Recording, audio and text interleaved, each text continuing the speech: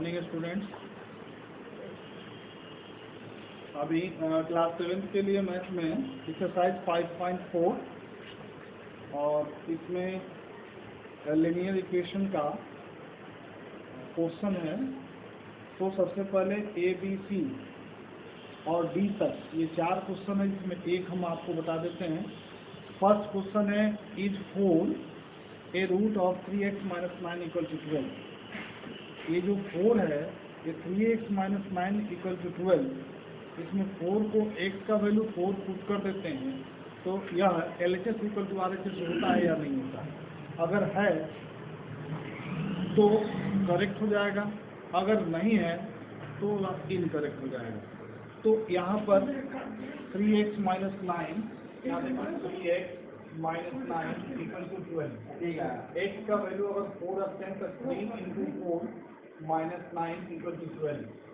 4 3 या 12 - 9 = 12, यानी 12 में से 9 को लेस करेंगे तो 3 = 12, यानी 3 = not equal to 12। तो यह क्या हो जाएगा, रॉन्ग हो जाएगा। तो 4 जो है is 4 a root of 3x - 9 = 12, it is wrong. तो यहाँ पे x - 5 = 0, ठीक है। Then what is the root of this equation, यानी x का वैल्यू क्या होगा, तो x = हो जाएगा 5।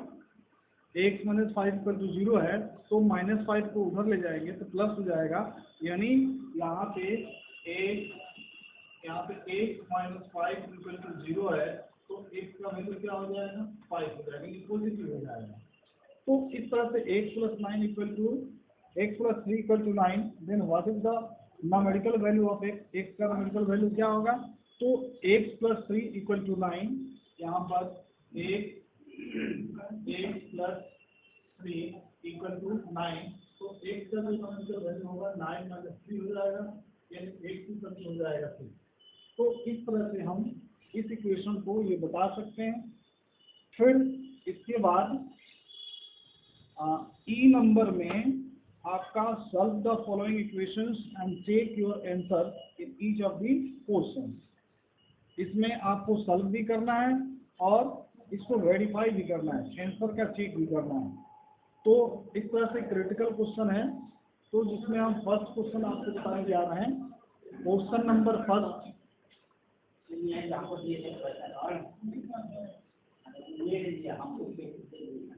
क्वेश्चन नंबर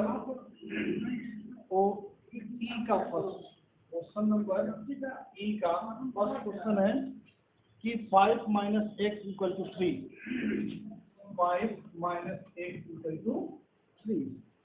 अब यहाँ पर हम देखते हैं कि 5 - x = 3 है, तो इस -x को हम इक्वल टू के बाद ले जाते हैं राइट साइड में, तो जो निगेटिव है वो क्या होता है, पॉजिटिव हो जाता है। और 3 के पहले प्लस है, इसको 5 के पास लाते हैं तो क्या होता है, माइनस होता है, यानी 5 - 3 = 8।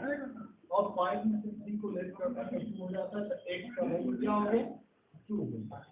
अब इसको वेरीफाई करते हैं, तो वेरीफाई में क्या होता है, वेरीफाई में क्या होता है कि पहले क्वेश्चन 5 यहाँ आप देखेंगे कि 5 - x = 3, इक्वल टू के पहले LHS, इक्वल टू के बाद RHS। तो यहाँ पर पुट करते हैं, 5 - x का वैल्यू कितना आया है, 2 आया है, तो ये हो जाता है 3, यानी 5 - 2 = 3। तो 3 = 2, यानी LHS = RHS। तो ये प्रूफ हो गया। तो इस प्रकार के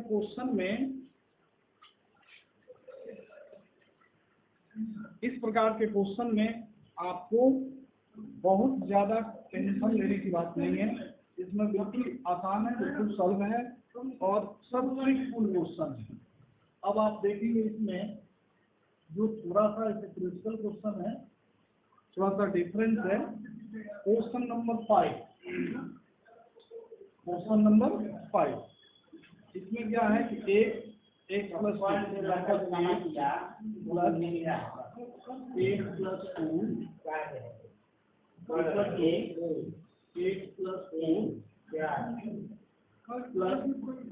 31, ठीक है। तो यहाँ पर x + x + 2 x + 4 = 31। तो यहाँ पे दो पार्ट है। पहला पार्ट है x प्लस x प्लस 2 और दूसरा पार्ट x प्लस 4। इसको हम सॉल्व करते हैं तो x प्लस 8 प्लस 2 हो जाता है, और इसको सॉल्व करते हैं तो x प्लस 4 प्लस 31 हो जाता है। यहाँ पे ये x क्या हो जाएगा, 2x हो जाता है, और 2x प्लस 2 हो जाता है। यहाँ पर 8 प्लस और 31 प्लस 4 35 हो जाता है। अब आप देखेंगे यहाँ पे कि 2x प्लस 2 और 8 प्लस 35, तो ये जो एक से सिंगल एक्स है 2x के पास ला देते हैं, तो इसका नियम होता है 2x माइनस 8 हो जाता है, और उसका 35 प्लस 2 इधर ला कर क्या होता है माइनस 2 हो जाता है। अब यहाँ 2x में से 1 को लेस करेंगे तो 1 बचेगा, और 35 में से 2 को लेंगे तो क्या बचेगा, 33 बचेगा। क्या बचेगा, ये आपका करेक्ट आंसर हुआ। अब हम इसको चेक करते हैं। चेक करते समय ध्यान देना होगा कि एक का जहाँ एक लिखा हुआ है वहाँ पे हम 33 रखते हैं। 35 में से 2 को लेकर 33 हो गया, तो x का वैल्यू 33 हुआ। अब x का वैल्यू 33 हुआ तो यहाँ x 33, यहाँ भी 33, यहाँ भी 33, और इक्वल टू के पहले इसको सॉल्व करेंगे और इक्वल टू के बाद सॉल्व करेंगे तो दोनों क्या हो जाएगा, इक्वल हो जाएगा। तो यहाँ पे हम देखते हैं चेक। अब जब आंसर कंप्लीट हो गया तो ये पार्ट जो है वेरीफाई का है, वेरीफाई का है, और इस वेरीफाई में हम x का वैल्यू कितना निकाले हैं, 33 निकाले। तो ये x का सम तो क्या लिखे, 33 लिखे, प्लस यहाँ भी ब्रैकेट के अंदर x प्लस 2 है तो 33 प्लस 2 हो जाएगा। ठीक है, अब यहाँ पर x प्लस 2 है तो 33 प्लस 4 हो जाएगा, और प्लस 31 हो जाएगा। अब इस सबको सॉल्व करते हैं, सॉल्व करने के बाद पता चलेगा, तो ये हो जाएगा 33 प्लस 33 35 हो जाएगा, और यहाँ पर 34 और 37 हो जाएगा, और प्लस 31 हो जाएगा। अब इन दोनों को ऐड करते हैं तो 5 3 मिलके 8 हो जाता है, 3 3 6 हो जाता है, इक्वल टू 7 और 1 मिलके 8 होता है, 3 3 6 हो जाता है, तो 68 इक्वल टू 68 हो गया। तो ये आपका वेरिफिकेशन है, एलएचएस इक्वल टू आरएचएस। तो इस तरह से हम बहुत सारे क्वेश्चन को सॉल्व कर सकते हैं।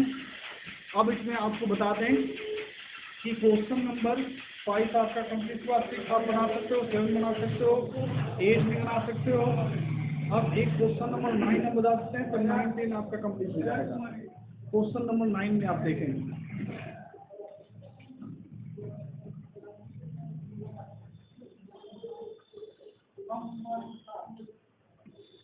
क्वेश्चन नंबर 9 में आप देखेंगे x/4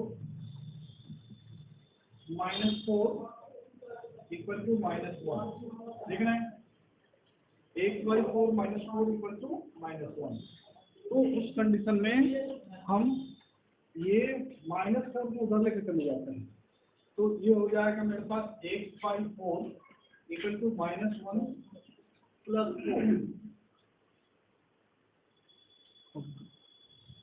और x/4 इक्वल टू ये -1 प्लस 3 हो जाएगा, और इस x/4 में 4 को क्रॉस मल्टीप्लाई कर देंगे 3 हो जाएगा, तो यहाँ पर x इक्वल टू हो जाएगा 3 यानी 12 हो जाएगा, है ना।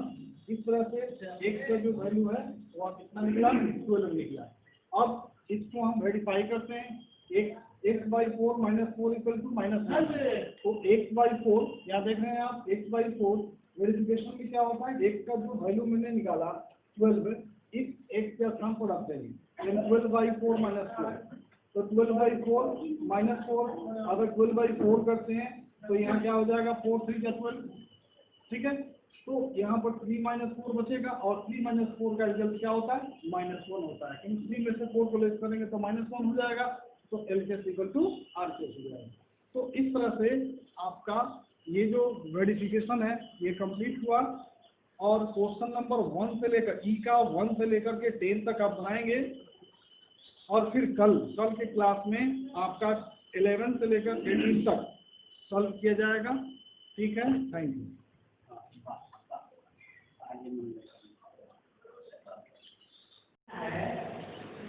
आज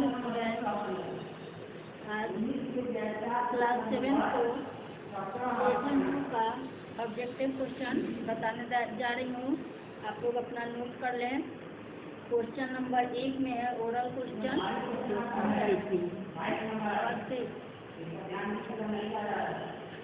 तो क्वेश्चन नंबर को पहला है कि सही विकल्प पर निशान लगाना, ठीक है। तो पहला नंबर क्वेश्चन है कि बच्चों ने नदी किनारे की अमराई में क्या पाया। तो ऑप्शन नंबर 1 में है गेहूं का दाना, दूसरे में है सिक्का और तीसरे में घड़ा। तो आपका ऑप्शन नंबर 1 जो है वह सही है। दूसरे नंबर पर है गेहूं का दाना कितना बड़ा था। इसका ऑप्शन है 1 पर खरबूजे जितना बड़ा, 2 पे तरबूज जितना बड़ा और 3 पे आम जितना बड़ा। तो इसका आंसर आपका सही है 3 नंबर, यानी आम जितना बड़ा। तीसरे नंबर क्वेश्चन पे है कि मुसाफिर ने दाना किसे बेचा। ऑप्शन नंबर 1 पर किसान को, 2 पे राजा को और तीसरे में बच्चों को। तो आपका ऑप्शन नंबर 2 जो है वह सही है, यानी राजा को। चौथे नंबर क्वेश्चन है किसान का पिता दरबार में किसकी सहायता से चलकर आया था। तो ऑप्शन नंबर 1 में घोड़े की, 2 में लाठी की और तीसरे में बैसाखियों की। तो इसका ऑप्शन है लाठी की, यानी 2 नंबर ऑप्शन जो है वो सही है। पांचवें नंबर पर है कि राजा ने किसान के पिता को क्या कहकर संबोधित किया। ऑप्शन नंबर 1 में चौधरी, 2 में बापू और 3 में पितामह। तो इसका 3 नंबर जो है वो सही है, पितामह। अब है आपका वाक्य पढ़कर सही या गलत का चिन्ह लगाना है। तो पहला नंबर क्वेश्चन है कि गेहूं के दाने के बीचों बीच एक लकीर बनी हुई थी, ये सही है। दूसरे में है पंडितों ने पोथियां पढ़कर दाने के बारे में जानकारी प्राप्त की थी, ये रॉन्ग है, गलत है। तीसरे में है किसान पितामह के जमाने में अन्न बेचना पाप समझा जाता था, 3 नंबर में सही है। 4 नंबर में है कि किसान का पिता कानों का बिल्कुल बहरा था, तो ये भी सही है। 5वें नंबर पर है किसान पितामह ने दाना कतर कर जीभ पर रख लिया था, ये भी सही है। 6ठे नंबर पर है किसान पितामह के जमाने में लोग जमीन के लिए लड़ते रहते थे, ये आपका गलत आंसर है। और ग में है कि किसने किससे कहा। तो 1 नंबर में है कि महाराज यह दाना गेहूं का है, किसने कहा था, पंडितों ने। किससे कहा था, राजा से। इस बारे में हमारी पोथियों में कोई उल्लेख नहीं मिला, तो ये पंडितों ने महाराज से। तीसरा है दाना जैसा आज है उतना ही छोटा होता है, बूढ़े ने महाराज से। 4 नंबर में आज बहुत वर्षों बाद ऐसा गेहूं देखने को मिला है, ये बूढ़े ने महाराज से कहा। तब 5वें नंबर पर है कि तब ईश्वर की दी हुई यही धरती थी, ये भी बूढ़े ने महाराज से कहा था। 6ठा नंबर है कि 2 सवालों का और जवाब दीजिए, ये राजा ने बूढ़े आदमी व्यक्ति से कहा। अब है आपका घ नंबर में क्वेश्चन आंसर, जिसका नोट्स तैयार कर दिए हैं, आप लोग आकर के सभी लोग ले लेंगे। अब है कुछ व्याकरण से क्वेश्चन के निम्नलिखित उपसर्गों का प्रयोग करते हुए 3 शब्द बनाइए। तो अभि है तो अभि से अभिमान, अभिनय, अभिनव। परा से पराकाष्ठा, पराकर्म, परमात्मा। सम से समानता, समन्वय, समरूपता। अनु से अनुभव, अनुपम, अनुमान। वि से विकास, विनय, विजय। इसके बाद ख में है समानार्थी शब्द। तो आंख का नेत्र और चक्षु, पोथी का ग्रंथ और पुस्तक, किसान का कृषक खेत जोतने वाला, नदी का गंगा सतलज, पिता का जनक पितृ। इसके बाद है विलोम शब्द। निम्न मुश्किल का आसान, बूढ़ा का बुढ़िया, हुक्म का अनादेश, प्रश्न का उत्तर, बड़ा का छोटा, कमी का अधिक। इसके बाद अब तीसरे लेसन का कल बताएंगे। धन्यवाद। Good morning. क्लास 7 में तो भाई 3 दिन क्लास हो चुका है, और 3 दिन की क्लास में आपको मैंने एक दिन एसिड्स पढ़ाए, दूसरे दिन बेसिक, और तीसरे दिन मैंने क्या कराया, शार्ट। तो 3 क्लास हो चुका है, और 3 क्लास के बाद आज हम चल रहे हैं कि neutralization reaction in our everyday life. हमारी रोजाना की जिंदगी जो है, हमारी रोजाना की जिंदगी में जो न्यूट्रलाइजेशन रिएक्शन है उसका क्या यूज है। तो सबसे पहले बात करें हम इंडाइजेशन ट्रीटमेंट की, तो ऐसा है कि हमारे पेट में जो हम खाना खाते हैं, अगर ऑयली चीज ले लें तो ऑयली चीज खा लेते तो हमारे स्टोमच में एसिडिटी हो जाती है। जो एसिडिटी के कारण हमें स्टोमच पेन होने लगता है, जिसको हम हाइपर एसिडिटी भी कहते हैं। क्या कहते हैं इसको? हाइपर एसिडिटी, ठीक है। और हाइपर एसिडिटी के कारण हमें स्टोमच पेन होने लगता है। तो स्टोमच पेन के लिए हम क्या करते हैं, एंटासिड लेते हैं। तो एंटासिड रियल में क्या होता है, बेसिक इन नेचर होता है, और इस एंटासिड को लेने के बाद जो एसिडिक चीज होती है वो न्यूट्रलाइज हो जाता है, और न्यूट्रलाइज होने के बाद क्या होता है, हमको रिलीफ मिलती है। तो ये जो एंटासिड टैबलेट जो हम लेते हैं, जिसमें कैल्शियम कार्बोनेट, मैग्नीशियम हाइड्रोक्साइड होते हैं, ये बेसिक नेचर के होते हैं, जो हमारे पेट में जो प्रेजेंट एसिडिटी होती है उसको न्यूट्रलाइज करते हैं। दूसरी बात हम देखते हैं एंटीबायोटिक, चींटी हमें काटती है, तो चींटी जब काटती है तो एक तरह के फॉर्मिक एसिड, एक लिक्विड एसिडिक लिक्विड जो होती है जिसको फॉर्मिक एसिड कहते हैं, वो हमारे बॉडी में इंजेक्ट कर देती है। जब हमारे बॉडी में इंजेक्ट कर देती है तो फिर हमें वहाँ बर्न शुरू हो जाता है, इरिटेशन शुरू हो जाती है, परेशानी शुरू हो जाता है। तो इसके लिए हम क्या करते हैं, बेकिंग सोडा यानी सोडियम बाइकार्बोनेट या कैलेमाइन सॉल्यूशन जो होती है उसका हम यूज करते हैं। तो जो कैलेमाइन सॉल्यूशन या बेकिंग सोडा का यूज करते हैं तो ये न्यूट्रलाइज कर देती है, और न्यूट्रलाइज करने के बाद हमको पेन से रिलीफ मिलती है। अब एक और बात देखते हैं, बीएस से मधुमक्खी। तो भाई मधुमक्खी के जो छत्ते होते हैं उसमें बहुत सारी मधुमक्खियां रहती है, और छत्ते में मधुमक्खी के पीछे जो पॉइंट होते हैं उसमें एक स्ट्रिंग होती है, टंक होती है। जब ये हमारे बॉडी पर बैठती है और अगर इसको खतरा महसूस होने लगता है तो ये क्या करती है, ये हमारे बॉडी के अंदर इंजेक्ट कर देती है। जैसे ये इंजेक्ट करती है, ये हमें काफी बॉर्न होने लगता है, एसिडिक बॉर्न होने लगता है, काफी परेशानी होने लगती है, स्वेलिंग होने लगता है। इसके लिए हम क्या करते हैं, अल्केलाइन को लगाते हैं या विनेगर का यूज करते हैं, जिससे कि न्यूट्रलाइज करता है।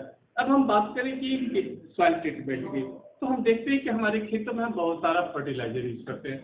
जब बहुत सारा फर्टिलाइजर होते हैं तो कुछ फर्टिलाइजर जो होते हैं एसिडिक नेचर होते हैं, कुछ बेसिक नेचर होते हैं। तो अगर हम देखते हैं कि हमारे खेत में एसिडिक नेचर हो गया तो हम जब सॉइल टेस्ट करते हैं, और सॉइल टेस्ट के बाद हम कैल्शियम ऑक्साइड या क्विकलाइन या चूना, स्लैकलाइन होते हैं, कैल्शियम हाइड्रोक्साइड, कैल्शियम ऑक्साइड और कैल्शियम हाइड्रोक्साइड होते हैं। ये लाइन के 2 टाइप्स हैं, जैसे क्विकलाइन या पत्थर चूना और स्लैकलाइन, इसका कॉमन हम भाखड़ा चूना भी हम कहते हैं इसको। तो इसको लेकर हम क्या करते हैं कि हम खेतों में छिड़क देते हैं। तो हमारा जो एसिडिक नेचर है सॉइल का, तो जब हम ये बेस को डालते हैं तो ये न्यूट्रलाइज करता है। जैसे ये न्यूट्रलाइज कर देगा फिर हमारी खेती नेचुरल हो जाएगी, और फिर हम अच्छी खेती कर सकते हैं। अब दूसरी बात है फैक्ट्री में, तो फैक्ट्री में भाई बहुत सारी चीजें निकलती है, एसिडिक चीज निकलती है और बेसिक में निकलता है। तो जब फैक्ट्री वेस्ट जो हमारे निकलता है इसको हम क्या करते हैं, वाटर में फ्लो करते हैं, ड्रेन में फ्लो कर देते हैं। तो अब मान लीजिए कि एसिडिक है और हम इसको क्या करें, फ्लो कर देंगे, तो एक्यूटिक लाइफ को बहुत ज्यादा हानि पहुंचती है। तो उसको हम ट्रीटमेंट कर देते हैं, यानी हम उसको जो वेस्ट करते हैं ड्रेनेज में डालने के पहले हम उसको ट्रीट करते हैं और बेसिक चीज मिलाते हैं। अब एक हम बहुत अजीब टॉपिक है हमारे पास, टूथ है। देखिए आप देखते हैं टूथ जो होता है हमारे बॉडी का सबसे हार्डेस्ट पार्ट होता है, लेकिन जब हम क्या करते हैं कि सुगरी स्वीट्स या सुगरी जो फूड है, खासतौर पर चॉकलेट, सॉफ्ट चॉकलेट करो, सॉफ्ट चॉकलेट होता है, वो क्या होता है हमारे दांतों में स्टिक कर जाता है। जब हमारे दांतों में स्टिक करता है, जिससे रात को चॉकलेट खा लिया हमारे दांतों में स्टिक गया, हम प्रॉपर ब्रशिंग नहीं किए, अगर हम प्रॉपर ब्रशिंग नहीं करते हैं तो क्या होता है, ये हमारे दांतों में स्टिक फॉर्म करता है। सिल्वरी ग्लैंड सेल के लाइन होकर क्या करता है, स्टिक फॉर्म करता है, और स्टिक फॉर्म करने के बाद ये क्या करता है, दांतों में ब्लैक स्पॉट बनाना शुरू करता है। जब ये ब्लैक स्पॉट बनाता है फिर इसको सफोकेट करने लगता है, उसमें पेन होने लगती है हमें, ठीक है। अब हम बात करें फायर एक्सपोजर की, इसकी प्रोडक्ट, तो इसमें ये जो होता है कि आग बुझाने की यंत्र होती है, इसमें क्या करते हैं कि एसिड और बेस मिक्स होते हैं। तो जैसे ही ये रिएक्ट होता है तो कैल्शियम बाइकार्बोनेट सॉल्यूशन फोर के साथ रिएक्ट होता है, और ऐसा होने के बाद ये बहुत ज्यादा कार्बन डाइऑक्साइड रिलीज करता है। जब कार्बन डाइऑक्साइड रिलीज करता है तो फिर ये जो फायर होता है, फायर के चारों ओर एक कॉपर बना देती है, ऑक्सीजन का लेयर खत्म हो जाता है, और ये क्या होता है, ये फायर पुट आउट हो जाती है, फायर खत्म हो जाती है। तो भाई आज ये जो चैप्टर एसिड बेस सॉल्ट ये खत्म हो गया, और मैं नेक्स्ट डे अगला चैप्टर शुरू करूँगा, फिजिकल एंड केमिकल चेंज। तो नेक्स्ट क्लास होगा, कल ही शायद क्लास हो, तो अगला क्लास होगा, और आप आराम से नया जो क्लास होगा, हो सकता है कि मैं आपको ऑब्जेक्टिव करा दूंगा, और आपके नोट्स अवेलेबल हो चुके हैं विद्यालय में, तो आप आकर अपना नोट्स ले लें, और इनरोल नंबर भी है, तो जो विद्यालय के जो सर हैं उसके हिसाब से इनरोल नंबर आप ले लें और फिर एग्जामिनेशन दें। Thank you.